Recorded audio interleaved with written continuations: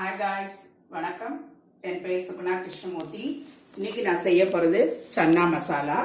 அதற்கு தேவையான பொருள் இஞ்சி பூண்டு விழுது, மேத்தி இலை, சன்னா மசாலா, சில்லி பவுடர், ஜீரகம், காஷ்மீர் சில்லி, எண்ணெய், மஞ்சத்தூள், கொத்தமல்லி, தனியா பவுடர், எலுமிச்சம்பழம், மசாலா ஐட்டம், இலை, பட்டை, ஏலக்காய், லவங்கம், பூ, வெங்காயம், பச்சை மிளகாய், தக்காளி, சன்னா.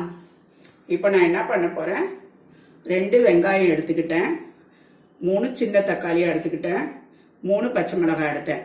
எதுவுமே நான் இப்போது வதக்கலை, எல்லாமே மிக்சியில் போட போகிறேன்.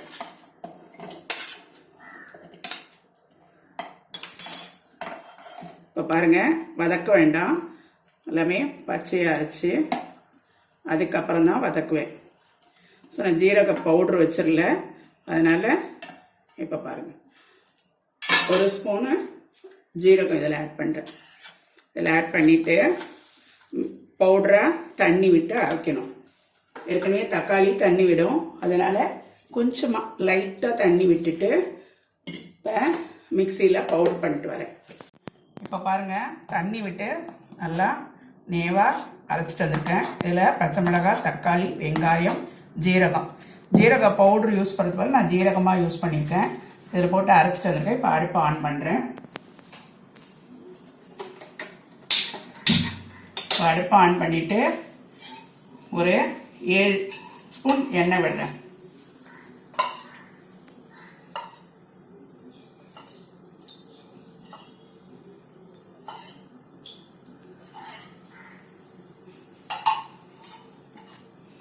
எண்ணெய் சூடாகட்டும்.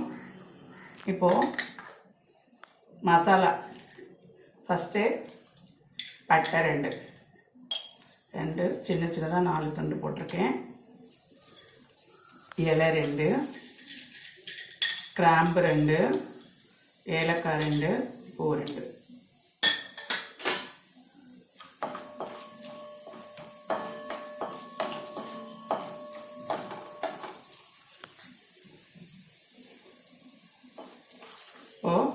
ஒரு ஸ்பூன் இஞ்சி நசுக்கி வச்சுருக்கேன். ஒரு 4 பல்லு பூண்டு பல்லு பவுடர் பண்ணி வச்சுருக்கேன், அதுவும் இதில் ஆட் பண்ணுறேன்.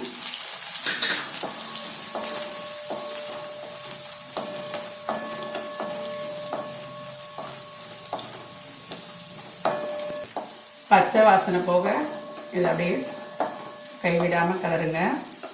இப்போது இந்த டைம் இது அரைச்ச விழுத இதோட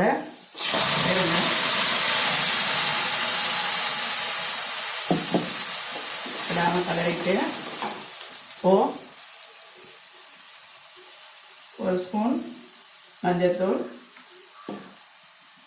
இது காஷ்மீர் சில்லி, ரொம்ப காரம் இருக்காது, அதனால் கலருக்காக தான் ஒரு 1/2 ஸ்பூன்.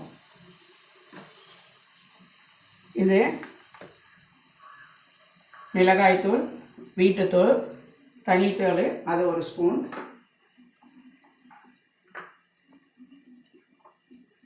இது சன்னா மசாலா, இது 1 ஸ்பூன்.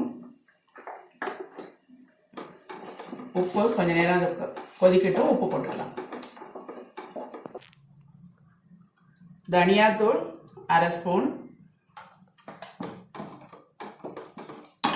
தேவைக்கேற்ப உப்பு, ஏற்கனவே சன்னாவில் உப்பு போட்டிருக்கேன், அதனால் இதை கொஞ்சம் கம்மியாக போட்டால் போதும். இந்த பாருங்கள், 1/2 ஸ்பூன் உப்பு. இப்போ இந்த கொண்டக்கல்ல வேக வச்சுருக்கேன். இதில் இருக்கிற தண்ணியை வேஸ்ட் பண்ண வேண்டாம், இது நல்லா கொதிக்கணும் ஒரு 10 நிமிஷம். ஏன்னா இந்த பச்சை வாசனை போக இருக்கணும். வேணும்னா இந்த தண்ணியை கொஞ்சம் இதில் ஆட் பண்ணிக்கலாம். ஏன்னா இது ஒரு 10 நிமிஷம் ஆகும், பச்சை வாசனை போக அப்படியே கிளறிக்கிட்டே இருக்கணும். இப்போது இது பாருங்கள், சேர்ந்தாப்போ வந்துடுச்சு. இப்போ நான் கொண்டக்கடல 150 கிராம் எடுத்திருக்கேன். இது ஒரு 10 மணி நேரம் ஊற வச்சுருக்கேன். 6-7 விசில் விட்டு பாருங்கள், நல்லா மைய வெந்திருக்கு. இப்போது இதான் பதம். வந்து பாருங்கள், இப்போ சேர்ந்தாப்போ எண்ணெயெல்லாம் கக்கிட்டு வருது பாருங்கள். இப்போது இந்த கொண்டக்கடலையை போட்டு ஒரு 5-10 நிமிஷம் கொதிக்க விடணும். அப்போ தான் இதுக்குள்ளெல்லாம் ஃப்ளேவர் போகும். டேஸ்டாக இருக்கும். இப்போ இது ஒரு 10 நிமிஷம் ஆகும். இப்போ பாருங்கள், நல்லா சேர்ந்தாப்புல வந்துச்சு. இப்போது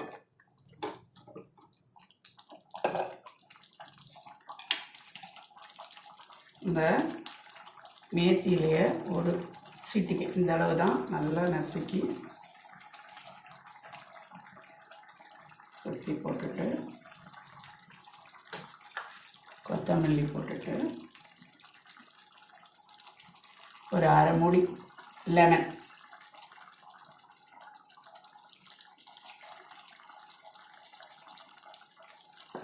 போட்டு ஸ்லைட்டாக கொதிச்சா போதும். இப்போது சன்னா ரெடி.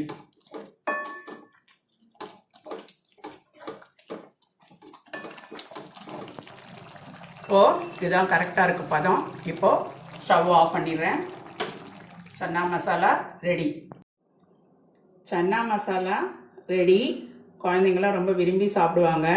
இது சோலா பூரி, பட்டூரா எல்லாத்துக்குமே தொட்டு சாப்பிடலாம், ரொட்டிக்கெல்லாம் ரொம்ப நல்லாயிருக்கும். நீங்களும் வீட்டில் இதை செய்து பாருங்கள். பிடிச்சிருந்தா லைக் பண்ணுங்கள், ஷேர் பண்ணுங்கள், சப்ஸ்கிரைப் பண்ணுங்கள். நன்றி, வணக்கம்.